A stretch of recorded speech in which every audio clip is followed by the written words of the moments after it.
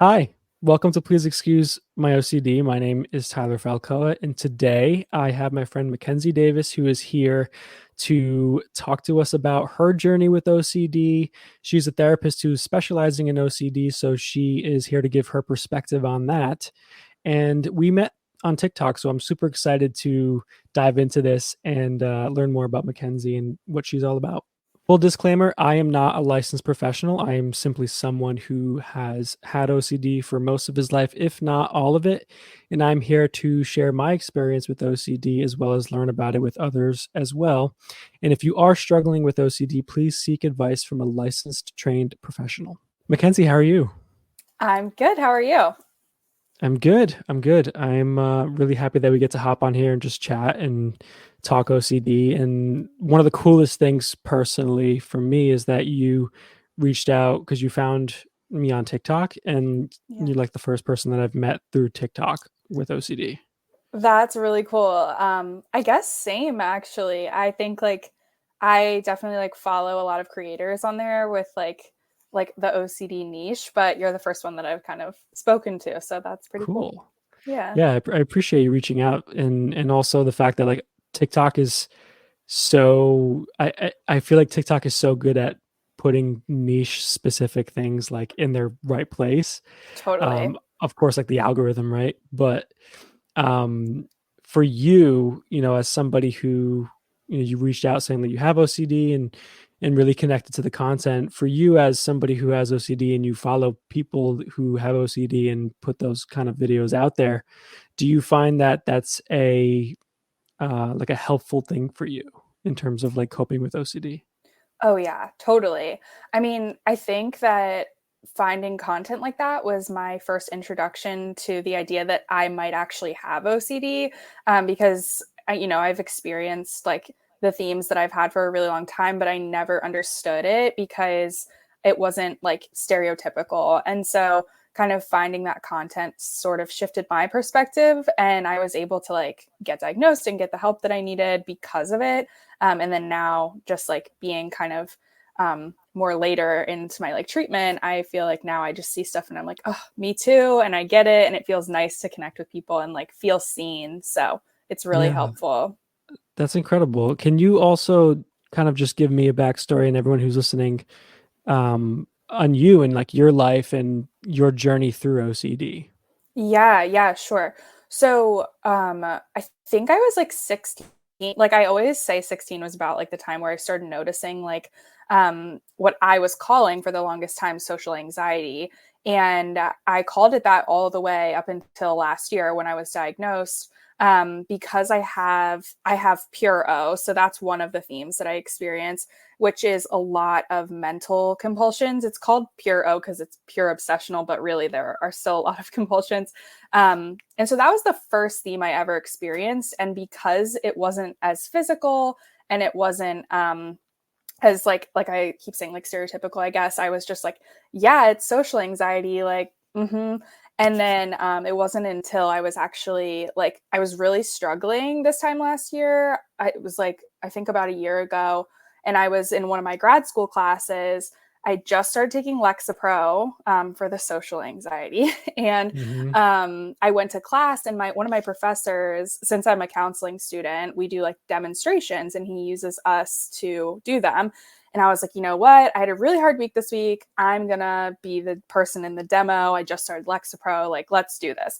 And my professor happens to work at the Anxiety and Stress Disorders Institute in Maryland, which is like a huge place for OCD treatment. So anyway, so I start telling him all my symptoms and the things I've been experiencing. And he stops me and he's like, does anybody else find it hard to believe that this is social anxiety and that Mackenzie, who we all know is such a social person, is like experiencing social anxiety? And everyone was like, yeah. And he was like, it's because it's OCD, it's not social anxiety. And I was like, oh my God, I started sobbing. It was like the best news I could have ever gotten, because it made sense. Like, finally, I was like, oh, okay, like it's because it always in my mind felt like so much more than just social anxiety. I was like, this is a lot for like what that Yeah. is. And not to discount anybody who has social anxiety's experience, because that's a whole different thing. But like that's not me. I'm so social. I have tons of friends. I love going out. I love talking to people. And like, that's not what it was. Um, Wow. and then, yeah. And so then since then, I've just kind of been on this journey, and I've noticed a ton of other themes, unfortunately, that I've had over life. And it's a lot bigger than just pure O for me. So, yeah, Yeah. that's kind of like basically the Wow. story. So when you talk about like you're now at this place where you're recognizing how that was like a big shift for you in like your perspective towards like this social anxiety, right, that you deal with.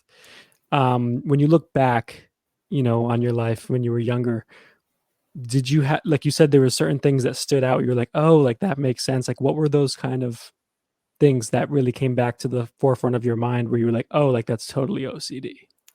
Yeah, yeah. So, like one of my bigger themes is like related to death, Hmm. like kind of like suicidal OCD sometimes, and then also just general like harm stuff. Hmm. And like my mom and I always talk about like when I was little, like I was obsessed with dying and death, and in order for me to go to sleep, she would have to count to 100 with me so that I could like kind of just have like whatever reassurance that was giving me. I don't know, like that life is long and like continues. And so that Hmm. was kind of the first initiation that I've recognized of like, yeah, that's probably not like the most normal thing to do.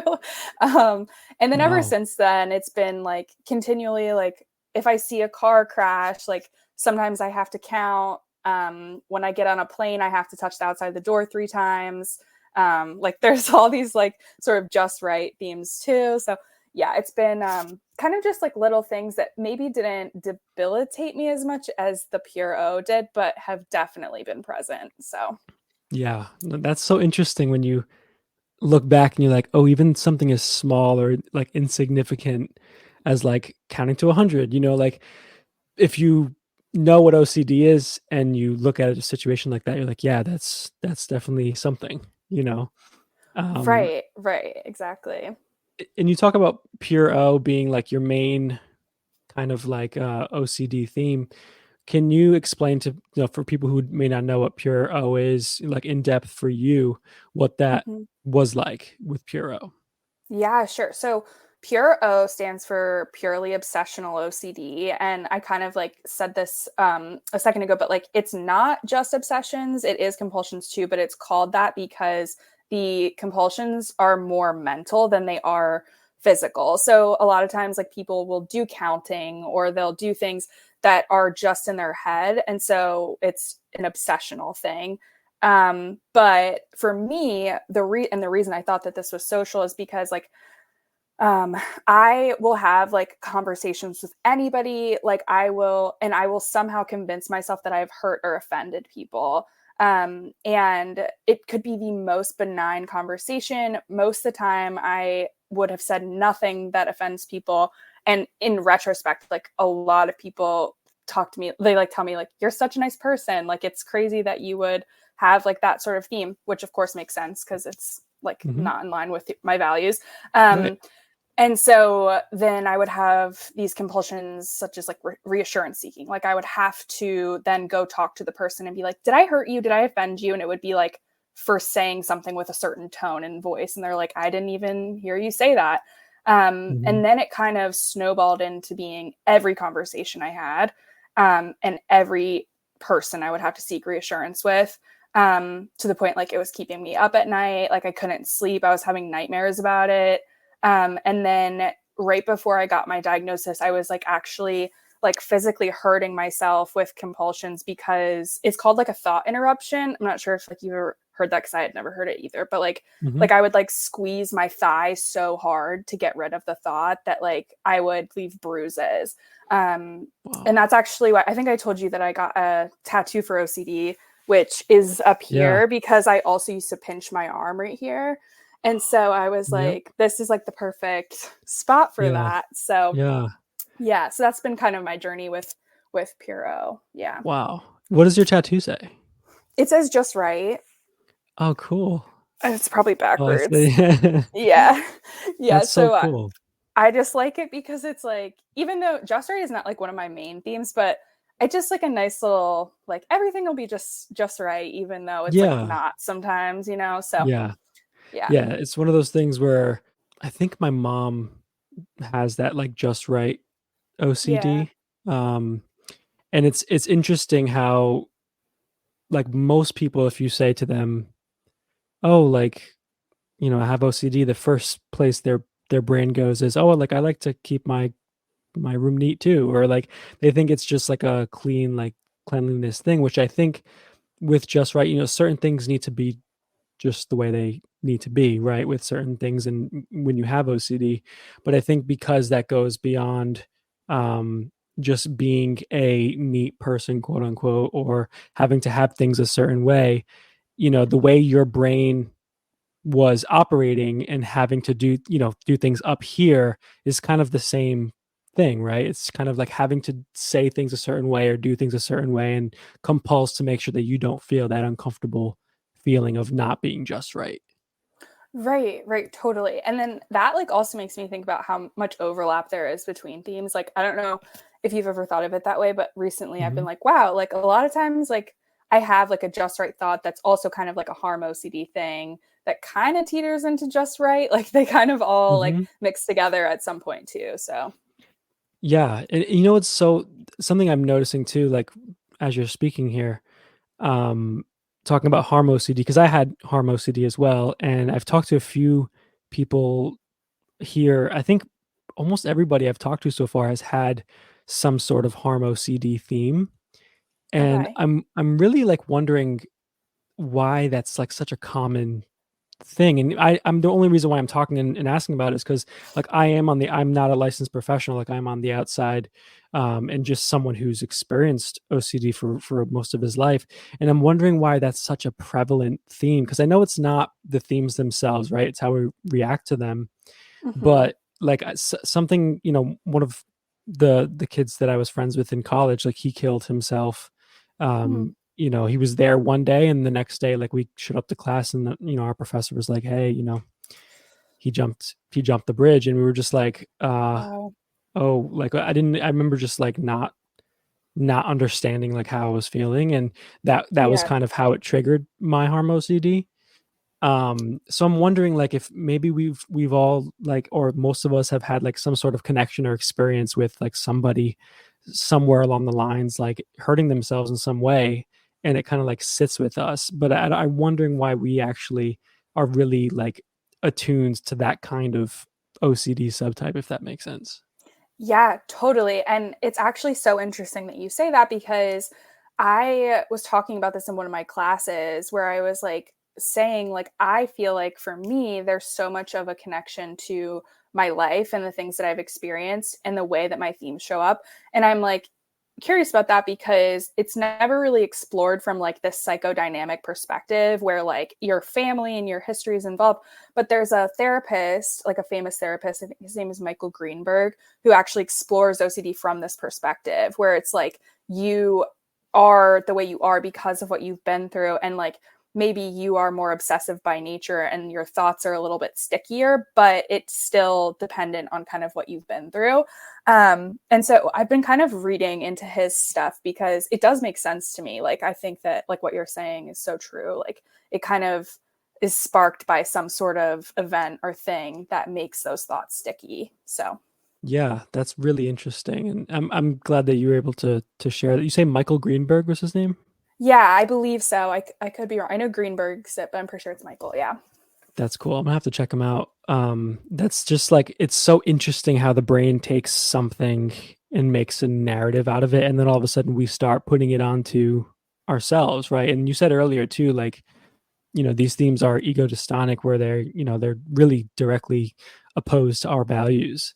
Right. And I had an interview a few weeks ago with Ali Garza, and she was talking about how with her harm OCD, she went to get help, but the therapist didn't understand harm OCD. She was really kind of uh, scared for Allie because she was taking it, as like a suicidal thing where it really is Wow. not. It's more of a you're probably the last person to do that to yourself. And I Yeah. think I'm wondering from your perspective as somebody who's doing the groundwork to learn as much as you can about it, not only in yourself, but also for like the clients that you're seeing. For you, is there like a big motivation for you to get into like the OCD side of things because of how misunderstood it is, or because you feel more connected to it having gone through it yourself? Um, I mean, both for sure. I think like I honestly, up until recently, didn't know kind of what niche I wanted to work in as a therapist, but I read the book Needing to Know for Sure. I'm not sure if you've ever heard that book, but it's, oh my gosh, it is the second best at therapy. I tell all of my clients that like it is a really great book and it changed my perspective a lot. But I was also so interested in it. It's a book about OCD and anxiety and how you can kind of treat it on your own or do the most you can on your own. And Mhm, and it just inspired me, I think. And I was like, wait, this is such a cool feeling. I mhm, definitely want to work with this population. And since having that discovery, I have clients that have OCD and I've noticed just the connectedness. Like there's so much shame and guilt, embarrassment. Like there's a lot of those negative thoughts because it's so ego dystonic that like to have someone sitting across from you being like, I get it. Like I've been there and like you don't have to feel shame because like I understand. And that I think means a lot more coming from someone who actually has been through it than like a therapist who studied it. Not saying that they can't do great work because they can. It's just that, sure. I love that connection. So it's definitely Mhm. been a fun, like inspiring journey so far. Wow. So prior to you getting diagnosed, you were in school to be a therapist prior to being diagnosed. Is that Yes. correct? Yeah. Yeah, yeah, yeah. And so when you were officially, you said you were when you were actually like brought to the light in terms of like, oh, this is OCD. Um, did you have you done any studying on OCD prior to that, or was that kind of like, oh, like there's so much more I can learn about this? I mean, I had like the surface level understanding of it, as much as I like could have through my coursework, but I never really dove into it besides my like excessive reassurance seeking online. Yeah. That was like the only like avenue I had before. But since Mhm. then, I mean, wow, like it is just a much bigger world than I had Yeah. expected. So, yeah. Yeah. It is a massive world. I think a lot of people, once they dive into it, because I'm still like at the beginning of my journey of talking about these things publicly. I just started in January with this podcast, and I've Hmm. had OCD for most of my life, but it's really not until I got into my 20s and I was seeing the therapist that I'm currently seeing. And also, social media has opened up my eyes to a lot of things with OCD, Hmm. and I'm learning more and more as I go along and I have these types of conversations. But I feel like OCD is so, there's so many people who go misdiagnosed for so long, and Hmm. there's still so much to be learned about it. But if you really look at the so many subtypes, there can be like a million and one different subtypes. It doesn't really matter what the theme is. They're all kind of, you can attack it in quite a similar way, with Hmm. ERP and things of that nature. Have you um been for yourself like in therapy or like any of those types of therapies? Yeah, so I'm unfortunately not in therapy right now. I want to Mhm, be, but I'm like waiting until I graduate. And but I did for a while do ICBT, which is inference-based cognitive behavioral therapy. mhm, And oh my gosh, it was tremendous. Like I just felt really connected to that kind of work. mhm. And I do not my own therapy, but I do a lot of exposure work with my clients now. So I kind of have like both sides, but not like I guess personally in that way. Gotcha. Can you Yeah. talk more about ICBT? Because that's something that I'm still learning about, and I'm sure there's a lot of people who may not have even heard about it. Yeah, yeah, sure. So, like typically, like people will argue that CBT is like not an effective approach for treating OCD just because it's so Mhm, cognitive and there's way more than just cognitions when it comes to OCD. But they invented this kind of like subtype of CBT called inference-based cognitive behavioral therapy, which is actually geared towards treating OCD. And it is it basically like attacks the story that your mind creates and kind of intercepts the obsessional doubts that we have. Mhm. So like most of what I was doing was like, I mean, it sounds kind of boring, like worksheets and like going through like that sort of thing. But my therapist and I would kind of break down the stories that I had and figure out like where in there I was getting stuck. And Mhm. um, yeah, I don't know how to explain it better than that, but it is really just like about the narrative that we create. And for some reason that helps me so much because now when I have an obsessional thought, I think about it and I'm like, wait a second. Like, I don't even have any evidence to support this. Like, I literally just created this story in my head. Like, this is not Yeah. real. Like, it helps separate that reality aspect. So, Wow. yeah, So it really is bringing that like sense of awareness to the table. totally. Yeah. I don't it's so interesting because I've never done that either. And I think from the outside, like I just started, hearing about that and learning about that. And I feel like that's a more of like a newer based, form of therapy. Yeah, yeah. As far as I know, it's pretty new. And like my therapist, even when I like met with her, was like, "This is something new we're gonna try." I was like, "Okay, That's whatever cool. works." Yeah. Yeah. Yeah. That's really interesting. And so when you talk about now that you said you're graduating in May, right? Yeah. And that's congratulations. Thank you. And so after you graduate, like, and you are being able to, I'm assuming, would you want to like start your own practice or would you have to like work under someone else's practice in order to like, get that side of things going? How does that work? Yeah. So you have to get a certain number of hours, like in order to be like a fully. So like once I graduate, I'll be an LGPC, which is a licensed graduate professional counselor, and Mhm. then I get my hours, and then I'll be an LCPC. But I do eventually want to open my own practice. Mhm.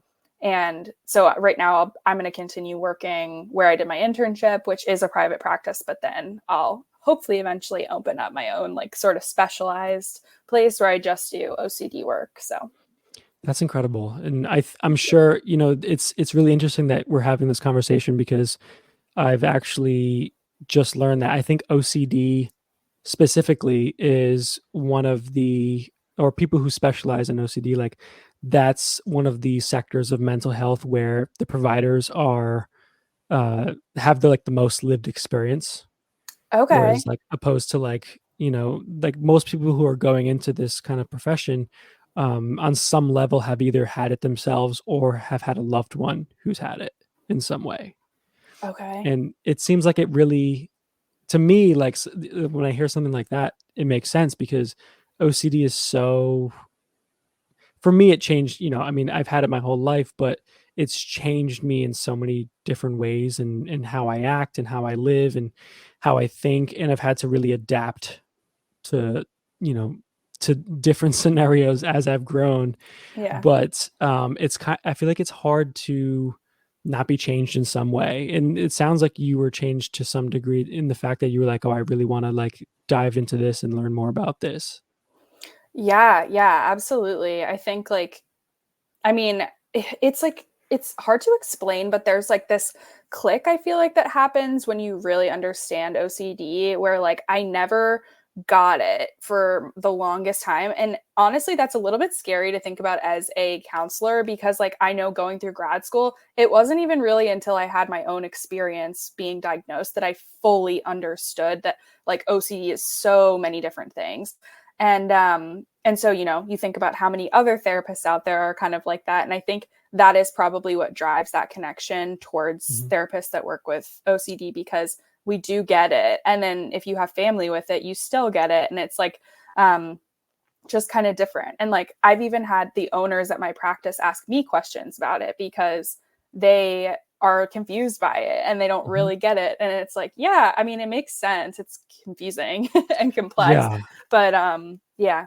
Well, it's interesting because it's like it's one of those things that unless you go through it, it is hard to really explain to someone. It's like, Right. okay, like for harm OCD, like if you were to go to somebody who doesn't have it and say, I am having extreme anxiety that I'm going to hurt myself. And if they go, well, do you want to? And you go, no.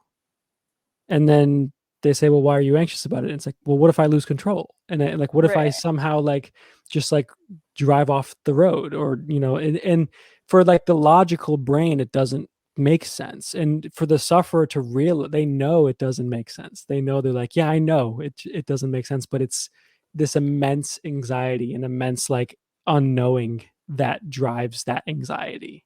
Right, right. Yeah, and that is like the most frustrating part too, because it's like I mean, I have the insight to know that my obsessions are not logical, but Mhm. that doesn't mean they're going away, like, and Yeah. so that's like I think the hard part too for clinicians. They're like, "Well, how do I make someone that like knows this is not like Mhm. a real thing? Like how do I help them with that?" Like it's can be Yeah. sensitive. Do you think that ERP and like ICBT are like the only two that can definitely help OCD, or?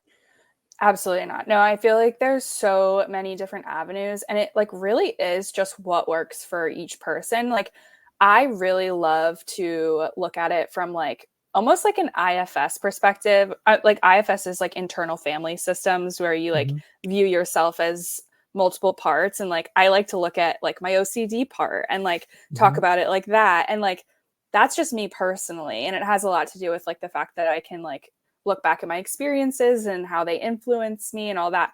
But then there's some people that are like, no, no, no, like I need exposure and I need to be able to do that in order to get rid of this. And like, I think that's fine too. Yeah, I think that anything that any of them can be effective as long as it makes sense for the person in therapy. Yeah. That makes sense. That actually does make sense. Because I know for a fact that I've gotten, really good progress, that I've really learned a lot about myself on my journey through CBT, with the latest therapist that I have. Yeah. And so when you see like certain things where it's like, oh, like CBT doesn't work, and I'm sure it doesn't for a lot of people, but I think if you have somebody who really understands you and really, OCD to a pretty good depth, I think that that can be pretty helpful. Oh yeah, totally. And I think the reason that it doesn't work for a lot of people is because like it is so cognitively based and so it's missing that physical component sometimes whereas like exposure makes the person, do the thing that they're scared of and so it depends I think not only on like the content of your obsessions but also like how much insight you have and how like you're able to apply that if that makes any sense. Yeah, 100%. I would say like ERP can be applicable to other things too, like other anxieties and phobias and stuff. Mhm. And really like I mean, I think like if you're doing an exposure, there is always going to be some level of response prevention. Like you're doing it for a reason, but at the Mhm. same time, like maybe if you're like agoraphobic and like scared to go to the store, like that would just be a straight up exposure because what you're avoiding is going to the store. Um, Right. and so, if that's kind of maybe a little bit of the difference, whereas like Mhm. with the response prevention, you're preventing that compulsion from happening, or you're preventing yourself from doing whatever safety behavior it is that you're like so used to doing, Mhm. so that you can prove to yourself that things will be okay. Right. That's really Yeah, interesting. It's so interesting to see like that kind of uh the process that actually goes into ERP, because I just had someone totally. on last week, talking about, his journey with ERP, my friend Sean, and like how he started a page specifically for his like lives, where he goes and exposes himself to the highway, and he drives on Oh, the highway and like does these lives so that he can't compulse and turn down, open the window or turn on the radio or something. And really just showing what it like how hard it is to kind of go through that, but also like his journey with that, and why he's doing it. I've never, professionally done ERP with someone, so I can't yeah. really speak too much on like what that's like, or what that's, what that entails. Hmm. But do for from you, like, going into this field, like, have you been able to study that or look into that? Yeah, yeah. You mean like the doing exposures with people kind of a thing? Yeah, like, yeah. Yeah, yeah, yeah. I mean, that is like my favorite work to do. I think it's so powerful and fun because, I mean, it's not fun for the client usually, but it's Right. fun for me to like see them grow so much because the thing is, like, it only takes one exposure for the person to see that it works because, Mhm. they're so used to doing a compulsion to feel safe that when they're shown that when they don't do the compulsion, they're still okay. Like Mhm. that is just profound for people. And so I always do like exposure hierarchies. So we start kind of mapping out like how intense the anxiety is for certain things. And we go from 0 to 100, and we start with the bottom, usually with something easy that they can like comfortably do. And maybe it'll be a little bit anxiety inducing, but it's not the worst. And then after that, they're usually like, yeah, okay, like I'll try the next one. And then before Yeah. we know it, we're like at the top of the hierarchy, and they're doing such good work. So it's really, really cool. Wow. I think that when people hear that, people who have OCD or a phobia of some kind, because I have quite a few, um, Mhm. but it can be like a anxiety inducing thing to be like, oh, like do you mean I have to like the first day I go in, I have to go do exactly what I'm scared of? Or like, and I think that might be a misconception. So for people to hear what you just said, where it's not a just throw you to the sharks kind of deal. Totally. Yeah, it's not like that at all. And if you have a good therapist, it should be like graduated so that you're doing things as you're comfortable. I mean, at some point, of course, you're going to have to like be a little uncomfortable. Like that's kind of the Yeah. point of it, but it's not like your worst fear ever on day one. Like that's not Right. how it would work. So, yeah. Gotcha. Okay. That's good Mhm. to know. And I know a lot of people might find at least some relief in hearing that, because it is a scary thing, when you're having these thoughts that you may not understand, or you're like, where do I begin?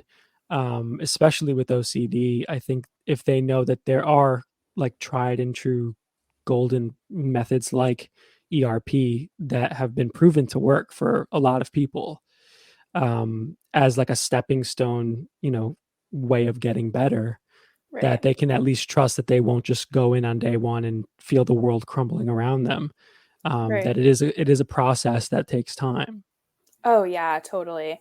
I think that that's so important too, that people, I mean, I think that is probably part of it. Like, as you're saying Mhm. that, where they're like, they don't know what to expect. So, like, going into it, it's even more scary, I think, than if you kind of had this expectation that, it's going to Mhm. be like an intuitive process that does take time. So, Yeah, yeah. yeah, exactly. And so for you, when it comes to going to get your degree in May, and you're doing all these things, and I'm keeping up with you on TikTok. You're doing some really cool stuff with real estate.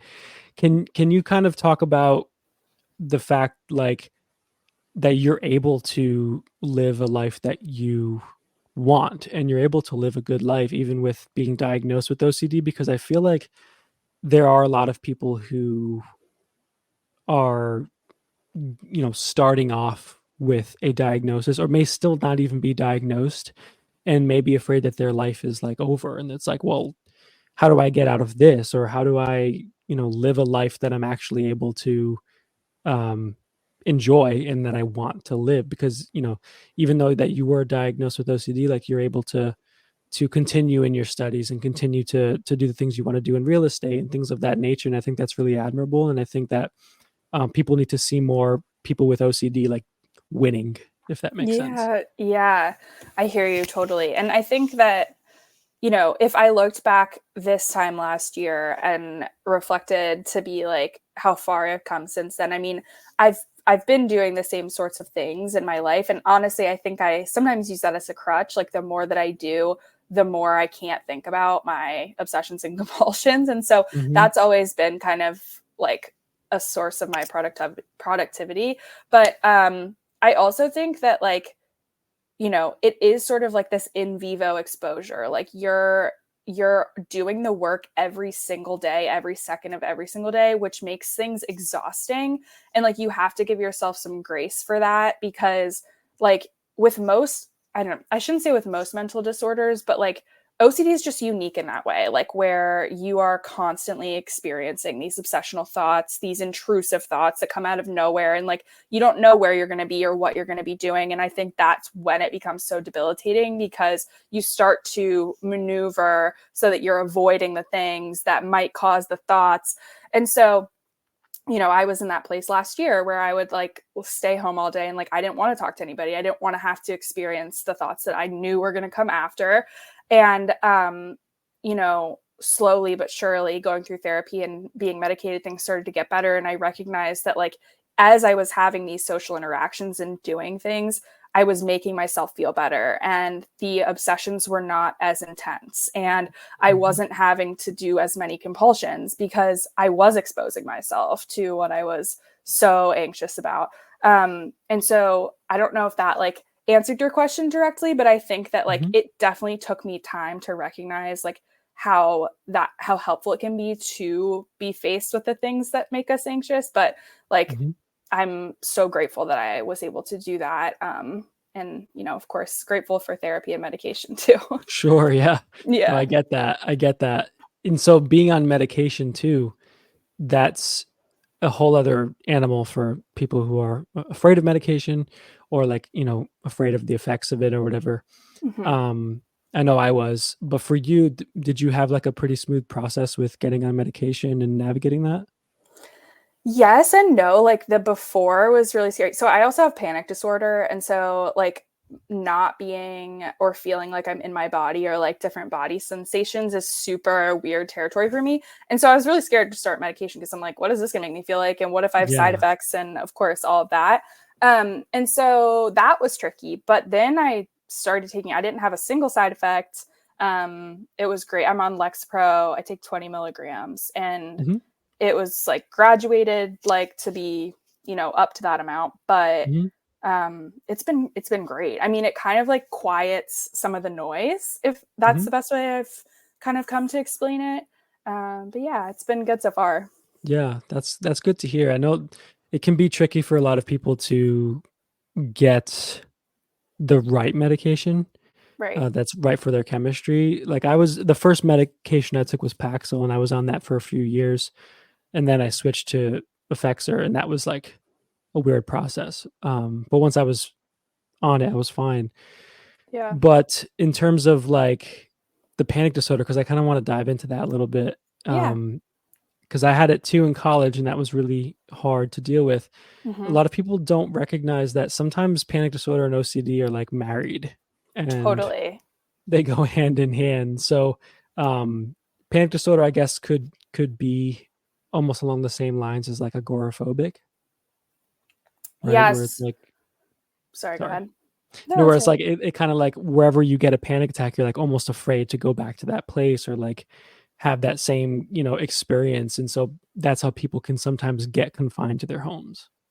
Right, right, totally. And I think like the only real difference between like agoraphobia and panic disorder is that like panic disorder can happen anywhere and unprompted. So like there are a lot of times associations like you're kind of saying, but then other times there's not. And so then Right. you just have panic attacks, and like that's Hmm. like I think also something that people are scared of. Like what if I have one here or then or here? And then of course, like you're saying, they get like very isolated and everything. So Hmm. yeah. Yeah, it's scary because you get these feelings, and you were talking about like out of body experiences or like feelings that you're like you feel really weird, and like the best Yeah. way I think to describe it is like disassociation or Hmm. depersonalization, because I felt the same way. And there was one day where I was in the car with the girl that I was dating at the time, and I was coming home from a concert, and I was just looking out the window, and I was going through an existential OCD like period, Uh-huh. and I just felt like not real. Like I Yeah. just felt like I wasn't there, and I was looking, and I was just like, what is all of this? Like what's happening? And for people who have never really had that or can really put words to that, like that feeling is terrifying because you're like, how do I get back into my body? Or like, how do I get back to that place where I feel like me? Right. Yeah. Wow. I've never related to something more. That was like exactly like my experience. I've had that feeling quite a bit. Yeah. Yeah, and that's the feeling that people don't I don't think talk about with panic attacks. Like if you think of a panic attack, you think of like heart racing or sweaty palms or like stomach ache or throat closing, but the depersonalization, like detachment that someone can go through from a panic attack is really uncomfortable. It's not dangerous, but it's uncomfortable. Right. Yeah, yeah, yeah. It's super uncomfortable because it's also like one of those things where you're like, I don't really know how this happened, and then I also don't really know how I'm going to get out of it. So like Right. like what Yeah. do I do now? It's just like super Mhm. super random. And then of course it's like you don't you're always like in the middle of some like important situation, and then you have to like deal with those feelings while you're like working or like something. Like that's the hardest part for me, where I'm like, really, like right Mhm. now, like do I have to deal with this? Yes. Yes. Yeah. No, I understand. It's scary, and I think for people listening, if they've ever experienced that, or people who can connect to like any part of that, the good news is that if you, at least in my experience, like the less you try to like put yourself back in your own body, or like the less you try to get back to that normalcy, the more it just kind of like happens naturally. And I guess that's an exposure in itself, right? Where you kind of just like, okay, I'm here. Like I feel like I'm not real, and like maybe I'm not real. And Yeah. maybe this is all a dream. And it's like almost like accepting that depersonalization. It's like feeling. Totally. And how we were talking about that sort of like connection between OCD too. I think that makes a lot of sense, because like OCD is trying to find certainty when there is no certainty. And that's the same with the panic. It's like the more that you try to figure it out, you're kind of like almost compulsing. Like you're like trying to do different things to figure it out, but there's nothing to figure out, right? Like you're Hmm. just trying to let it go back to normal. And I Hmm. think everyone has similar feelings, but there's no fear attached for a lot of people. And that's like a big difference, I think, where Yeah. like some people like zone in and out, or they dissociate and they're like, whatever. But if that Hmm. happens to me, I'm like, oh God, You're like, what do I do now? So, yeah. yeah, no, I get that. And so is this something that, panic disorder, is this something that you're still trying to get like a grip on, or do you feel like it's you've gotten to a place where you're able to at least like navigate that side of, your anxiety? Yeah, right now I feel like it's pretty under control. I think like Hmm. it really peaked for me my senior year of college, and I was like not well. I was having a lot of panic attacks. But the one thing I like never let myself do was stop doing something. Like for example, the first panic attack I had was on a plane. And for like a lot of people, I think that would have deterred them from ever flying again. But Hmm. like that same summer I flew to Italy, which is like an 8-hour flight, and I had a panic attack, but I was like, I'm not going to Italy. Like Right. I'm going to do this. And so, I mean, that of course is an exposure. And so by doing stuff like that, it has gotten so much better. And I've been able to like show myself that I will be okay no matter what. But whew, that senior year Yeah. was like a lot. So yeah. I understand how challenging that is. And because you literally feel like you need to leave wherever you are. And when you're in a Oh plane, my you gosh. can't, Yeah. the doors are closed, like you can't go anywhere.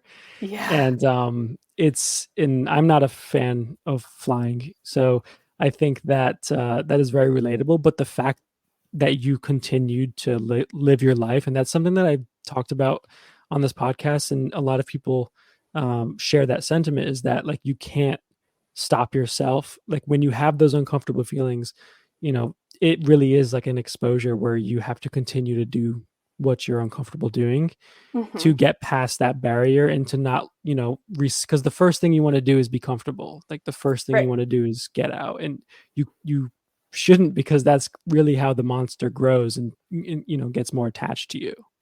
Oh, yeah.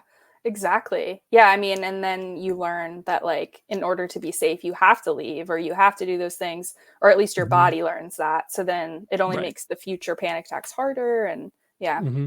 Yeah. No. So for somebody who's going through what you went through, Hmm. prior, do you have, I mean, that itself is great advice, but do you have like one thing that you would say to them, like if you were talking to yourself at that moment, as you are now, like what would you say to her? Yeah, I think like I've gotten a lot more in touch with like what the symptoms come from and where that doesn't make sense necessarily, but like for example, like when you start to have a panic attack, you like almost forget to breathe, and then that makes your other symptoms worse. And a lot of people tense their muscles. There's just like a lot of physical things that happen that make it worse and harder to regulate yourself and bring yourself back to like ground zero. And so for myself, what I've learned is like if I notice myself starting to panic, like check in with those things. Mhm. So it's always my breathing to go first. And I'm like, wait, you stopped breathing. Like, let's take some deep breaths. And then like after my first panic attack, my whole body was sore because I had been clenching my muscles so hard on the whole flight that I was on. And so I'm like, okay, let's unclench. Like, let's let go of that. And then I like just check in each place and I'm like, what could I do to make this feel a little bit better? And so if it's like someone who's just new to having panic attacks, totally try to figure out like what you can bring back to regulation, because that's so much of it, since it is a very physical like feeling. Yeah, I love that. I think that's it's simple, but it's wonderful because it really brings that awareness back into play of like, okay, this is what's going on and it's, what you're feeling is fine, even though it feels like you're dying. Yeah. But, how can we keep the body, a little bit fluid rather than tightening up or wherever it is in their body? Right. And Yeah. one other thing that I'll add to that I learned in a class of mine was that panic attack symptoms have to peak within 10 minutes. And so the worst of the worst will come within those first 10 minutes. And then everything after that will start to improve. And so depending, I mean, some people can have like cyclical panic attacks where then things come back around. But for the most part, the 10 minutes should be the worst of it. And so if you Mhm. can reassure yourself that even though this sucks right now, it's not going to last that long. That's helped Mhm. me so much because it doesn't feel like you're going to die as much when you know that there's an end to it. Right. No, that makes sense. And I was taught the same thing, Yeah. when I was at the peak of it. And it's really important, I think, to talk about panic disorder with OCD because very seldom does somebody have, I mean, I'm sure there are, but there's really a few and far in between where they have like a strong OCD theme and they're not having some sort of anxiety attack or something along the lines of their whole journey with that theme. So Right. it's Yeah, like very much hand in hand. And so, um, with your clients you have now, you said you have some with the internship that you're with. I do. I do. And so, do you find that working with these clients that you have um, tools that you've learned even like through them, like having conversations with them and working through things with them? Do you find that there's things that you've been able to take for yourself in terms of like helping with your own OCD and things of that nature?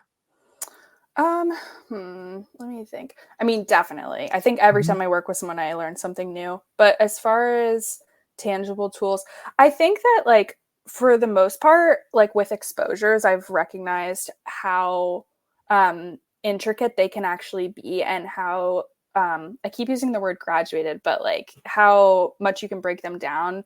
Like, for example, I have this client who really was at the beginning of her OCD journey and like needed a lot of support, needed a lot of sort of building into that first exposure. And so we were able to like break it down into like 10 steps, even just for that first one.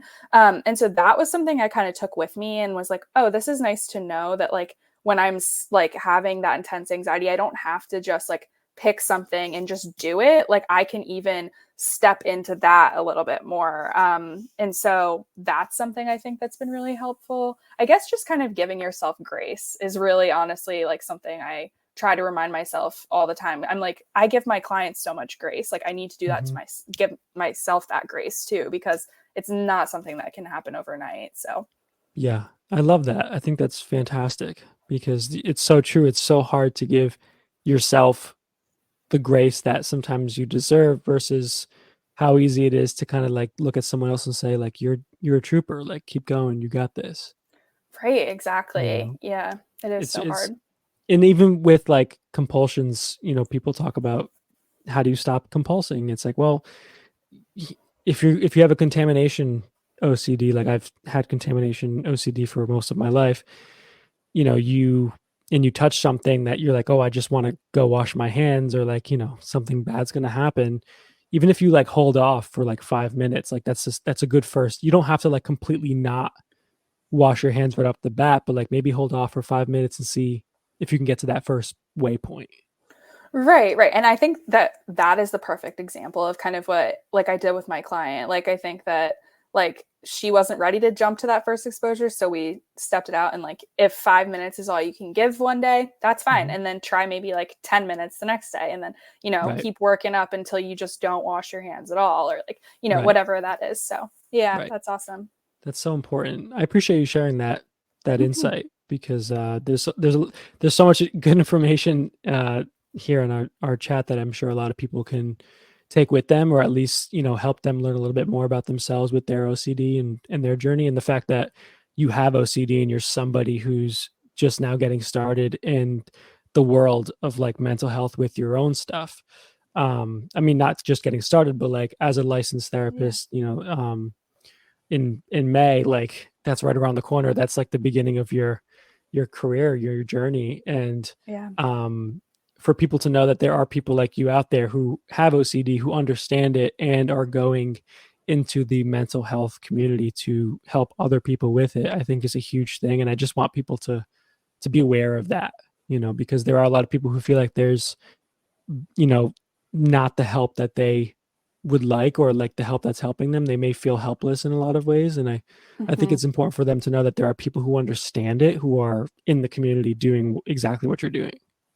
Right, totally. And I would also say too, on that same note, like just because you're going to therapy doesn't mean it's going to be the best fit for you. Like you might go Mhm. to somebody and they might not understand what you're going through. That happened to me too. And like then, you find someone who does and it changes your world. So like don't give up if you try to get into therapy and it's not like right for you off like the cuff. So, Yeah, I think that's great.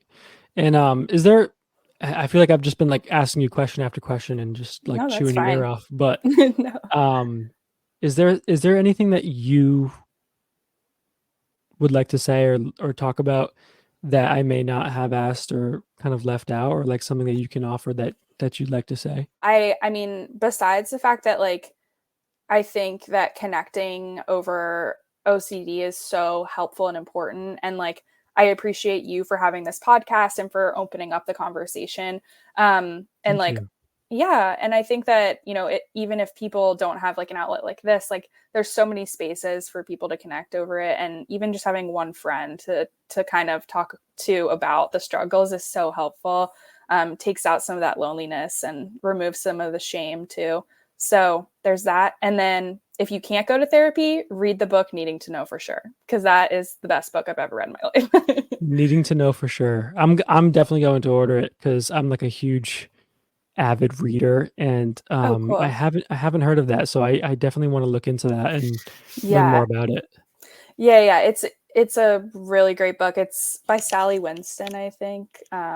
Yeah, Okay. I always call it the second best of therapy. So The second best of therapy. Okay. Well, I yeah. appreciate that. Mackenzie, this was awesome. I really appreciate you taking the time to chat with me about, your OCD and your journey and what you're doing in the community. And I really hope people can get some good stuff out of this. Yeah, absolutely. Thanks for having me on and good luck with everything. I'm so excited for you and this podcast. Thank you. I appreciate that.